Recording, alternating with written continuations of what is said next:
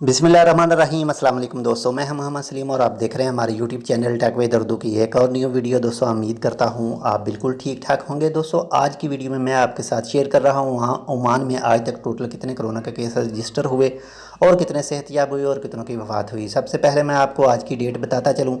आज है 12 मई सन 2020 और दिन है मंगल का।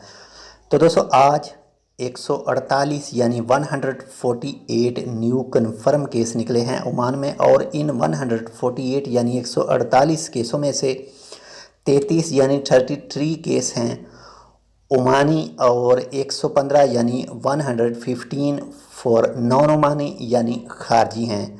तो टोटल इस तरह से आज तक टोटल ओमान में जो कोरोना के रजिस्टर केस हो चुके हैं वो हो चुके हैं 3721 यानी 3721 और इसके साथ ही इनमें से 17 अमवात हैं और माशाल्लाह से रिकवरी काफ़ी अच्छी है। रिकवरी हो चुकी है आज तक 1250 यानी 1250।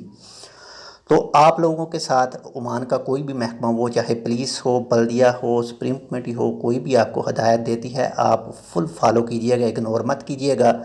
ये आप सबका फ़ायदा है, हमारा फ़ायदा है, इससे हम लोगों को फ़ायदा होगा। तो आप जितना भी हो सके उनके फुल रूल को फॉलो कीजिए ताकि मज़ीद ओमान के अंदर कोरोना वायरस फैलने से रोका जा सके।